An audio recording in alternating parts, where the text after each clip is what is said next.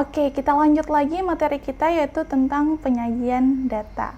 Oke, berbicara tentang penyajian data, kalian waktu di MTS atau SMP telah mempelajari penyajian data untuk data tunggal.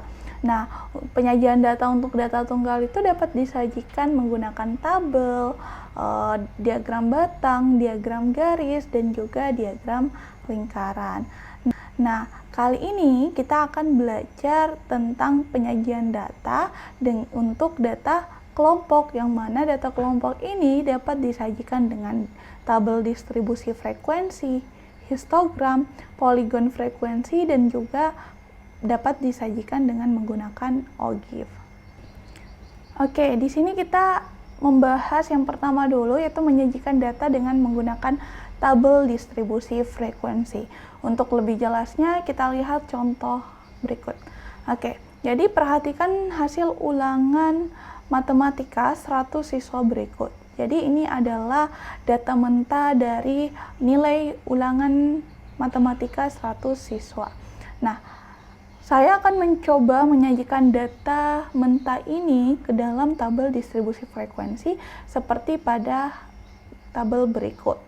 Jadi rentang nilai 31 sampai 40 itu terdapat 3 siswa yang mendapatkan nilai tersebut, dan ada 6 siswa yang mendapatkan nilai 41 sampai 50, dan begitu seterusnya sampai di rentang nilai 91 sampai 50 terdapat 19 siswa yang mendapatkan nilai tersebut.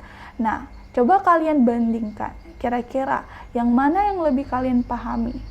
Apakah data yang disajikan dalam bentuk seperti ini ataukah data yang telah disajikan dalam bentuk tabel distribusi frekuensi?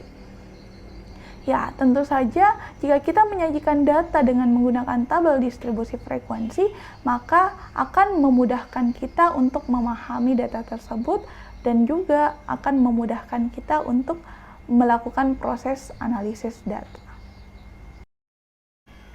Oke, selanjutnya kita belajar bagian-bagian dari tabel distribusi frekuensi. Nah, yang pertama ada yang namanya kelas interval. Jadi kelas interval itu merupakan kelompok nilai yang ditulis dalam bentuk interval. Nah, contohnya seperti ini.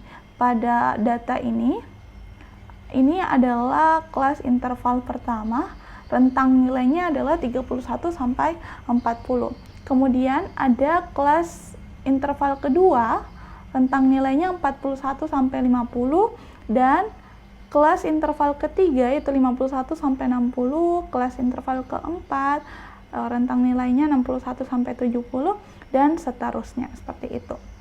Kemudian yang kedua ada namanya batas kelas. Jadi batas kelas terbagi dua. Yang pertama batas bawah merupakan batas ujung bawah pada suatu kelas. Dan yang kedua ada batas atas, merupakan batas ujung atas pada suatu kelas. Nah, tadi kelas pertama kan rentang nilainya 31 sampai 40.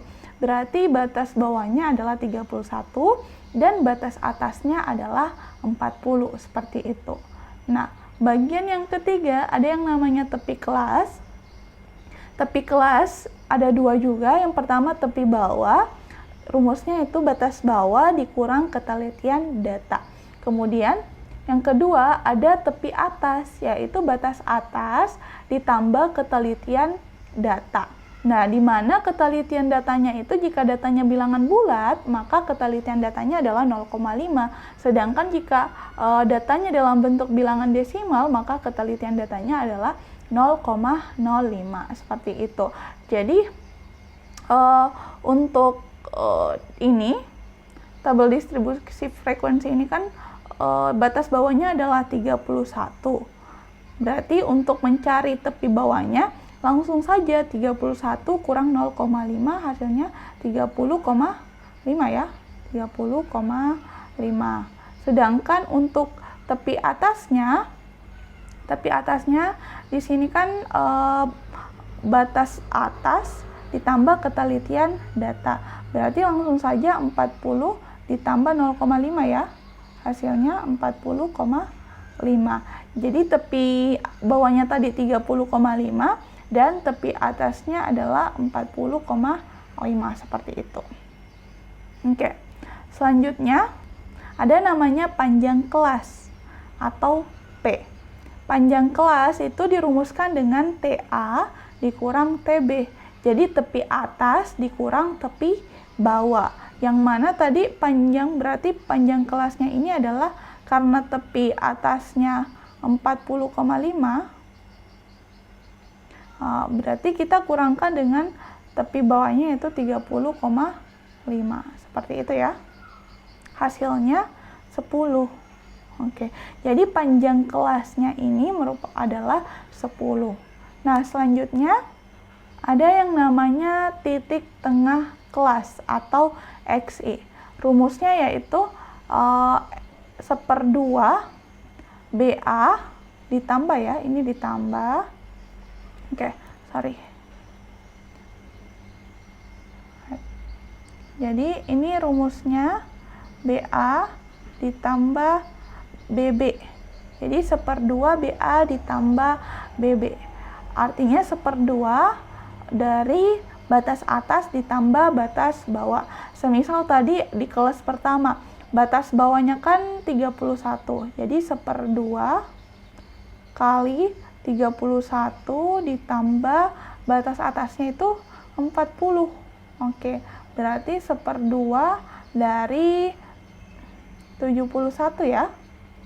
Oke, 1/2 dari 71 itu adalah 35,5. Jadi nilai tengah dari kelas pertama itu adalah 35,5.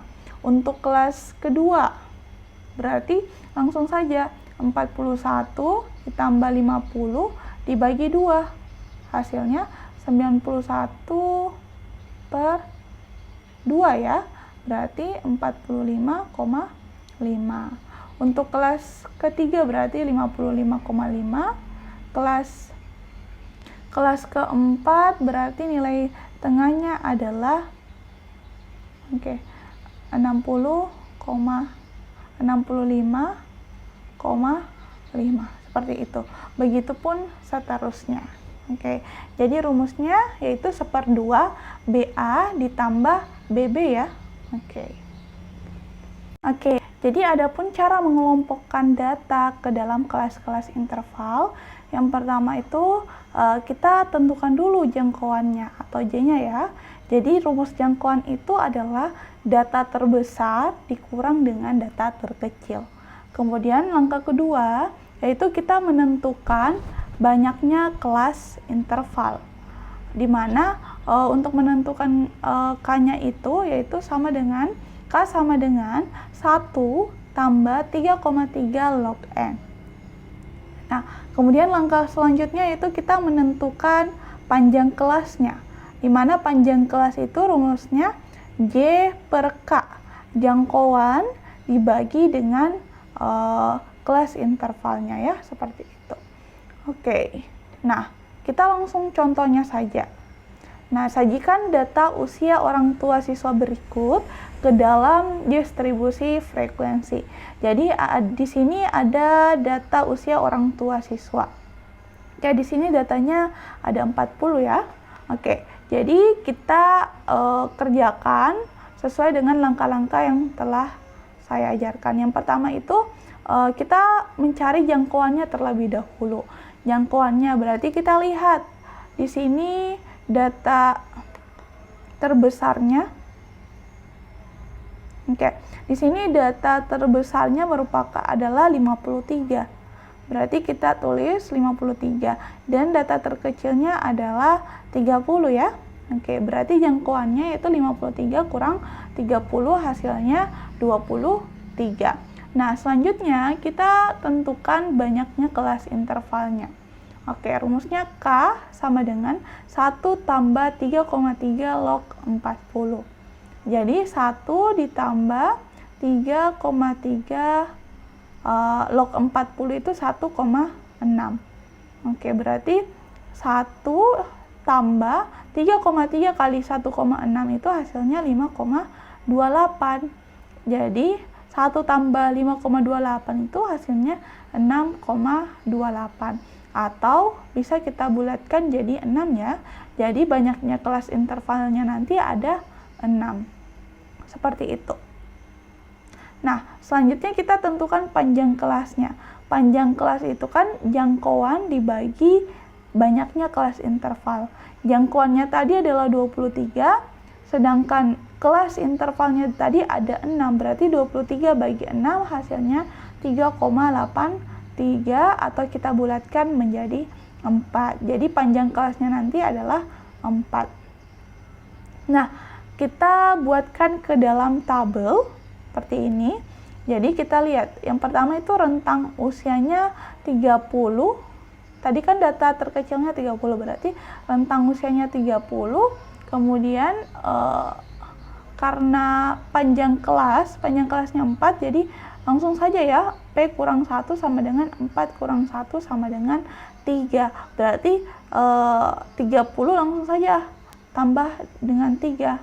Hasilnya 33. Berarti untuk kelas pertama rentang usianya itu 30 sampai 33. Coba kita hitung pakai rumus yang tadi. Rumus yang pertama itu untuk mencari panjang kelas kan tepi atas dikurang tepi bawah. Ini kan 33,5 dikurang 29,5 itu hasilnya 4. Jadi benar ya bahwasanya panjang kelasnya untuk kelas pertama itu adalah 4. Kemudian lanjut lagi untuk kelas kedua. Kelas kedua panjang langsung saja 34 tambah 3 itu 37, berarti intervalnya 34 sampai 37. Kemudian untuk kelas ketiga yaitu 38 sampai 41. Untuk kelas keempat yaitu 42 sampai 45. Kelas kelima yaitu 46 sampai 49, dan terakhir itu 50 sampai 53. Nah, kemudian kita cek satu-satu. Nah, data yang rentang usia 30 sampai 33 itu ada berapa? Nah, contohnya 31. Oke. Kita lihat satu-satu. 36 berarti kita simpan di sini ya. Oke. Lanjut lagi 34 di sini, kita simpan di sini. Oke. Kemudian 37 berarti di sini. Jadi kita pakai turus ya. Sama halnya kalau kita lagi pemungutan suara seperti itu. Lanjut 40 berarti di sini, 32 ada di sini. Kemudian data ke 44 ada di sini dan seterusnya ya, saya percepat saja. Jadi seperti ini. Oke.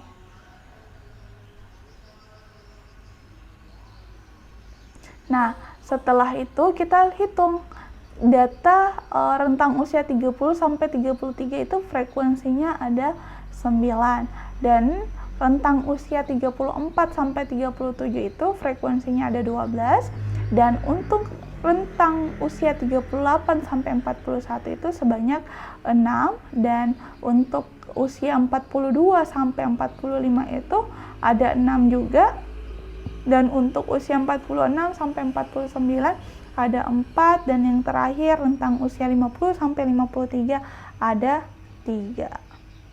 Oke, jadi seperti inilah caranya kita membuat tabel distribusi frekuensi. Jadi ingat ya langkah-langkahnya seperti ini.